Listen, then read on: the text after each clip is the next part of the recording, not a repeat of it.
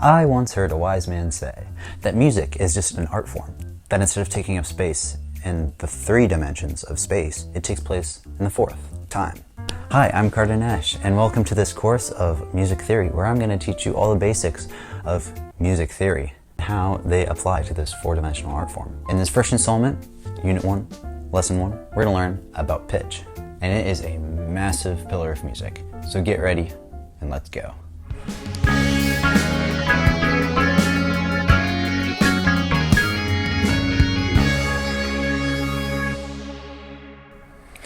Okay, by definition, pitch is formed by oscillating waves, sound waves to be exact, and it is measured as a frequency in the unit of hertz.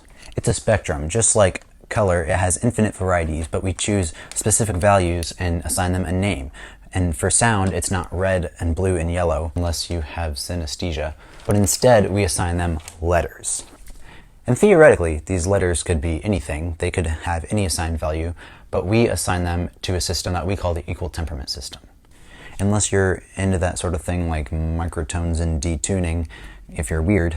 But our ears are used to the scale pattern that has been used for since like the 1600s, and pretty much everything we know and hear is in this system. So that's all we're going to be learning about in this course. Basically, in the equal temperament system, we assign 12 notes. And after the 12 notes is up, once you go 1, 2, 3, 4, 5, 6, 7, 8, 9, 10, 11, 12, it does not come 13. It comes those 12 notes again, and again, and again. And they always repeat higher. Or, if you're going on the other end, they repeat lower.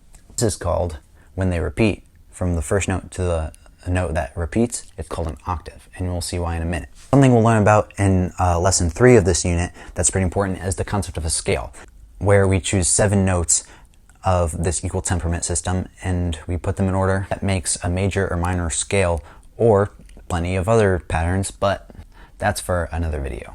After the 7 notes in a major scale though, the last one repeats. So that's the 8th note, so it's called an octave. Get it, like octave, 8 oct, like us music people, we're pretty thinky in our intellectual brains. What else do I need to talk about? Oh, that's right, my good old friends, half steps and whole steps.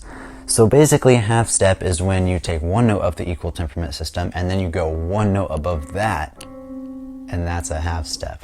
And you're never going to believe what a whole step is, because a whole step is when you take that note and instead of going 1 note, you double it and go 2 notes, and then it's a whole step.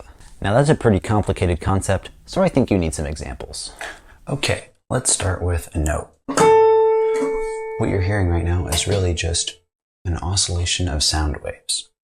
And we measure in hertz, and this frequency is 440 hertz.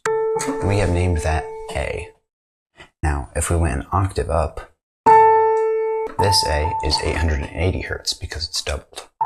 This one would be 220 because it's an octave below. And you can see in between these notes, we have the 12 notes in between, the 12 unique notes. 1, 2, 3, 4, 5, 6, 7, 8, 9, 10, 11, 12. To get us back to our repeated note. If I played this note and then played another note right above that, what is the interval between those 2 notes? If you think it's a half step, then you would be correct. If I had a note down here and I played this note below it,